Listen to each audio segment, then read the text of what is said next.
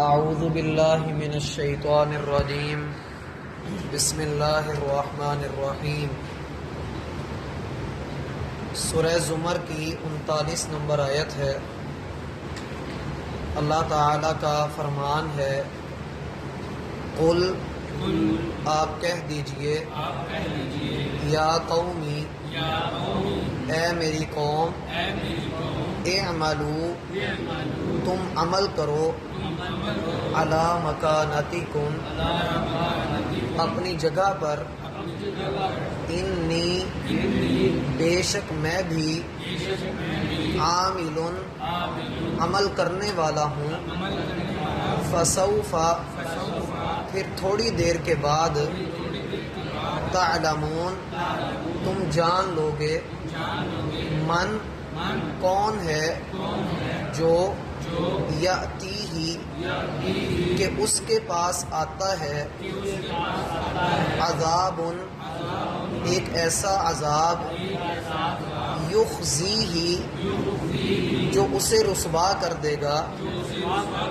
ویحل اور اترے گا، علیہ اس پر، عذاب ایک ایسا عذاب، مقیم جو ہمیشہ رہنے والا ہے۔ یحل کا ترجمہ ایک اور ذہن میں رکھنا ہے، حلال کرے گا، وہ حلال کرے گا۔ انشاءاللہ جب ہم اس کی تفسیر کرتے ہیں تو یہ ترجمہ بھی آپ کو بتا دیں۔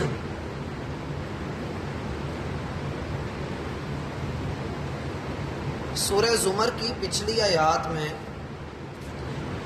آپ نے غور کیا ہوگا کہ اللہ تعالیٰ نے اب بات کا رخ زیادہ تر توکل کی طرف موڑا ہوا ہے کہ ایمان والوں کو چاہیے کہ وہ بھروسہ اللہ پر کریں، توکل اللہ پر رکھیں۔ اس ضمن میں ہم نے جو باتیں پڑھی ہیں ان میں سے پہلی بات یہ تھی کہ کیا اللہ ہی اپنے بندے کے لیے کافی نہیں ہے، اور دوسری بات یہ کہ اللہ ہی اپنے بندوں کا انتقام لینے والا ہے۔ تیسری بات یہ جو ہم نے آیت نمبر 38 کے اندر اپنی پچھلی ملاقات کے اندر پڑھی کہ اللہ تعالیٰ اگر بندے کو کوئی رحمت عطا کرنا چاہے، کوئی خیر دینا چاہے، تو کیا دنیا کی دوسری طاقتوں کے اندر اتنی قوت ہے کہ وہ اللہ کی رحمت کو روک سکیں؟ یا یہ کہ اگر اللہ نے مقدر میں کوئی نقصان یا مصیبت لکھ دی ہے تو دنیا میں اتنی طاقت ہے کہ وہ اس نقصان اور مصیبت سے مجھے بچا سکے؟ اور چوتھی بات جو فیصلہ کن تھی کہ آپ کہہ دیجئے مجھے اللہ ہی کافی ہے۔ ان باتوں کے بعد جو آج کی دو آیات ہمارے سامنے ہیں، ان میں اس موضوع کو بھی سمیٹا جا رہا ہے، اور سمیٹنے کا انداز لیے دیے والا ہے۔ ذرا پیچھے ہٹ کر جو شریعت کا یہ والا مزاج ہے، اس کو یوں سمجھ لیجئے کہ سورۃ المزمل میں اللہ تعالیٰ نے اس بات کی خبر دی ہے کہ انقلاب کیسے آتا ہے، معاشروں کی تبدیلیاں کیسے ہوتی ہیں، زندگیاں کیسے بدلی جا سکتی ہیں۔ سورہ مزمل کی ابتدائی آیات میں اللہ تعالیٰ نے ان چیزوں کی طرف خبر دی ہے۔ اللہ نے انشاءاللہ توفیق دی، موقع ملا، زندگی رہی تو انشاءاللہ ہم اس تک بھی پہنچیں گے۔ اللہ تعالیٰ کا وہاں پر ایک فرمان ہے کہ وَاذْكُرِ اسْمَ رَبِّكَ وَتَبَتَّلْ إِلَيْهِ تَبْتِيلًا، آپ اپنے رب کا نام رکھیں اپنے ساتھ، اسی کے نام کا ذکر کریں، اسی کے نام کے ساتھ آپ کی زندگی ہے، آپ کا جینا مرنا، نماز، قربانی، عبادات، معاملات اسی کے نام کے ساتھ۔ وَتَبَتَّلْ إِلَيْهِ تَبْتِيلًا، آپ کو یہ چاہیے کہ آپ ساری دنیا سے کٹ کر اسی کے بن جائیں۔ تبتل کا جو مفہوم شریعت کے اندر ذکر کیا جاتا ہے وہ یہ ہوتا ہے کہ ساری دنیا کو چھوڑ کر بندہ ایک کا ہو جائے، ایک طرف ہو جائے، لوگوں سے کنارہ کش ہو جائے۔ شریعت ہمیں اس چیز کا حکم دیتی ہے جو ہم نے پچھلی ملاقاتوں کے اندر بات کی آپ کے ساتھ، کہ انسان کو جب یہ نظر آئے کہ ایک طرف بیوی بچے ہیں، برادری ہے، والدین ہیں، خواہشات ہیں اور دوسری طرف اللہ کا حکم ہے تو اسے اللہ کا حکم ماننا چاہیے۔ اور سورہ مزمل کے اندر بھی یہی مضمون ہے کہ آپ جب اللہ رب العالمین کے معاملات کی بات کریں گے تو سارے جہان سے کٹ کر آپ نے اللہ کے ساتھ ہونا ہے، آپ نے اللہ کے دین کا ساتھ دینا ہے، نہ یہ کہ اپنی خواہشات کا ساتھ دینا ہے۔ اب جو لیے دیے والا انداز ہے اس میں حکمت یہ ہے کہ آپ اگلے کو اس کے حال پہ چھوڑ دیں، وہ جو کرتا ہے کر لے، حالات نتائج آنے والا وقت اسے بتائے گا کہ ہوا کیا ہے، حق پر کون ہے اور باطل کون ہے۔ آج ٹانگیں کھینچنے والے، معاملات کو بگاڑنے والے اور اے محمد صلی اللہ علیہ وآلہ وسلم آپ کو جھوٹا کہنے والے اور آپ پر تہمتیں لگانے والے اور آپ کو جو ہے وہ مکہ سے نکالنے کی کوششیں کرنے والے، ان لوگوں کو کہیے اعملوا علی مکانتکم، اے میری قوم جو تم سے ہوتا ہے وہ کر لو، اپنی جگہ پر تم اپنی کوشش اور محنت کرتے رہو۔ انی عاملون، میں اپنی جگہ پر کوشش کروں گا، اگر تم اپنا زور لگا رہے ہو میں اپنی جگہ پر زور لگاتا ہوں۔ میرا بھائی دنیا کفر، دنیا باطل، یہ اپنی کوشش کر لے، اپنی کوشش کر لے، آپ کے خلاف جتنا مرضی ہو جائیں، وہ ایک میرے خلاف ہوں، ہم سب کے خلاف ہوں، وہ جس کے بھی خلاف آ جائیں، جو مخالف قوتیں ہیں، وہ شیطانی طاقتیں ہیں یا وہ کفار کی سازشیں ہیں، وہ کسی بھی رنگ کی کوئی بھی کوشش ہمارے سامنے آتی ہے تو آخر پر انداز یہ ہے کہ اعملوا علی مکانتکم، لوگوں اپنی اپنی جگہ پر جو تمہارے بس میں ہے وہ کر لو۔ ہمارا کیا ہے کہ ہم اپنی جگہ پر عمل کریں گے، تم اپنے معبودوں کو پکارو، ہم اپنے وحدہ لا شریک معبود کو پکارتے ہیں۔ بھائی جب بات ہو رہی ہو تو چہرے کی طرف دیکھا جاتا ہے، ادھر ادھر نہیں دیکھتے، متوجہ ہو کر بیٹھے کہ تم لوگ اپنے معبودوں کو آواز دو، ہم اپنے وحدہ لا شریک کو بلاتے ہیں، تم اپنی کرنی کر لو، ہم اپنی کرنی والے سے کروا لیتے ہیں، اور پھر دیکھتے ہیں کہ فَسَوْفَ تَعْلَمُونَ، ان قریب تم جان لوگے کہ ہوا کیا ہے۔ کیا جان لوگے اس کی خبر آگے بھی اللہ رب العالمین دے رہے ہیں، لیکن یہاں پر رک کر ایک بندہ مومن کو یہ سوچنا چاہیے کہ اگر میں یہ بات کر رہا ہوں کہ لوگوں جو تم سے ہوتا ہے وہ تم کر لو، جو میں اور میرا رب اپنے تعلقات ہیں ان کو دیکھ کر میں چلتا ہوں، یہاں پر بندے کو رک کر یہ سوچنا چاہیے کہ میرا اور میرے رب کا تعلق کتنا مضبوط ہے۔ اگر چاہتے ہیں کہ آپ کا اور آپ کے رب کا تعلق مضبوط ہو تو دو کام لازمی کریں، ایک یہ کہ ہمیشہ اللہ کے ذکر سے آپ کی زبان تر رہنی چاہیے، اللہ کے ذکر سے آپ کی زبان تر رہنی چاہیے۔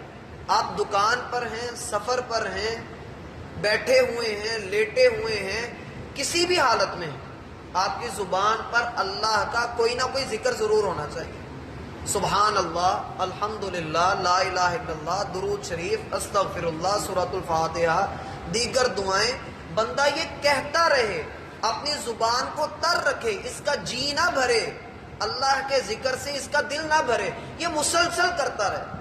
نبی علیہ الصلوۃ والسلام فرماتے ہیں 3 آدمی ایسے ہیں جن کی دعا کو اللہ رد نہیں کرتا، ان میں سے پہلا وہ ہے جو کثرت سے اللہ کا ذکر کرتا ہے، کثرت سے اللہ کا ذکر کرنے والا، اللہ اس کی دعا کو رد نہیں کرتا۔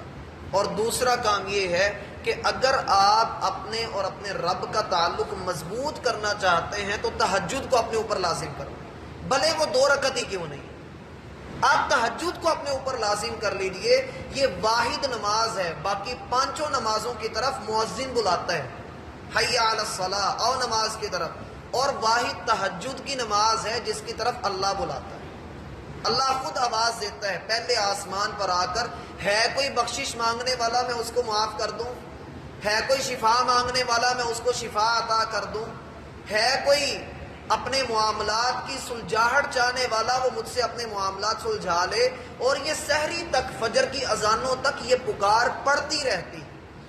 اس لیے ان 2 کاموں کو اگر آپ چاہتے ہیں کہ آپ حسد سے بچ جائیں، آپ لوگوں کی بری نظر سے بچ جائیں، آپ جادو جنات اور ٹونوں سے بچ جائیں، تو اس کے لیے میرا بھائی اللہ کا ذکر اور تہجد، یہ دو چیزیں اپنے اوپر لازم کرنا.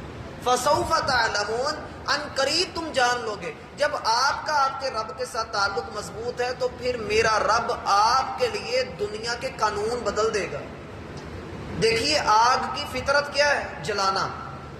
لیکن جب اللہ تعالیٰ کے بندے نے توکل اس پر کیا اور اپنا اور اپنے رب کا تعلق مضبوط رکھا، اللہ نے اپنے بندے کے لیے آگ کو ٹھنڈا کیا یا نہیں کیا؟ کر دیا. وہ فطرت کے قانون آپ کے لیے بدل دے گا. اگر آپ اپنے رب کے ساتھ اپنا تعلق مضبوط رکھتے ہیں، وہ آپ کے لیے وہاں سے نکلنے کا راستہ بنائے گا جہاں سے بندے کو گمان بھی نہیں. وہ وہاں سے رزق عطا کرے گا جہاں پر زندگی کے آثار موجود نہیں ہیں. لیکن شرط یہ ہے کہ بھروسہ اس پر ہو، توکل اس پر ہو، معاملات اس کے سپرد ہوں، کیونکہ وہ اپنے بندے کے معاملات کو بندے سے بھی بہتر جانتا ہے.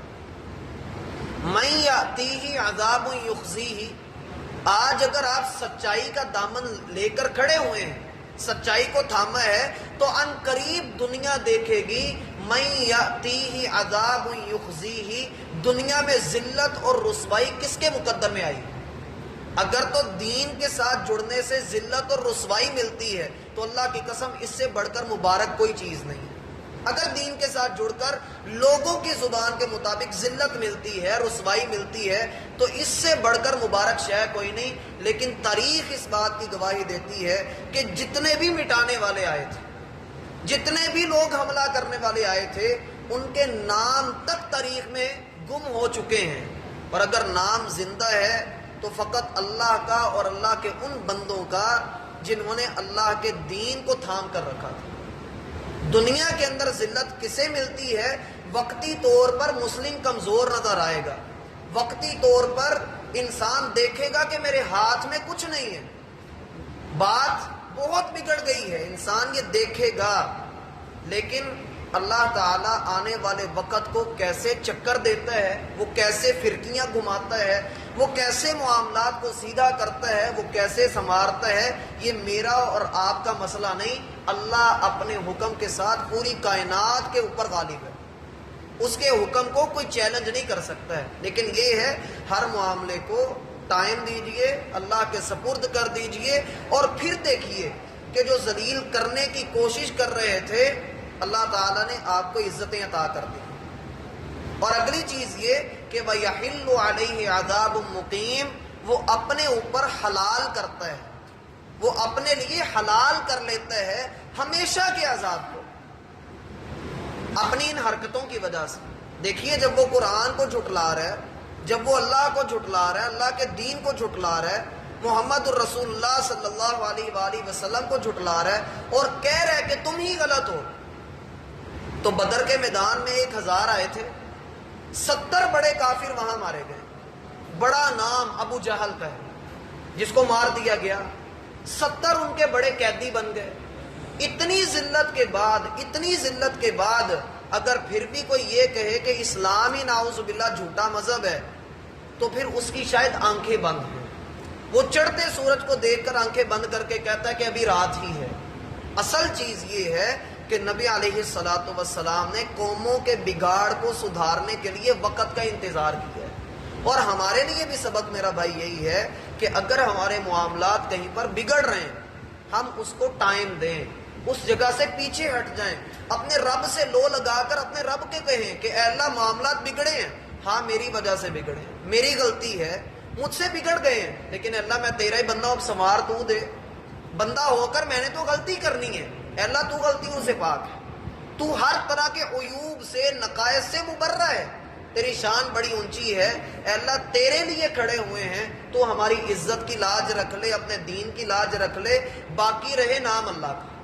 اور جب بندہ اللہ کے سپرد اپنے معاملات کرتا ہے تو میرا بھائی اللہ اسے کافی ہو جاتا ہے.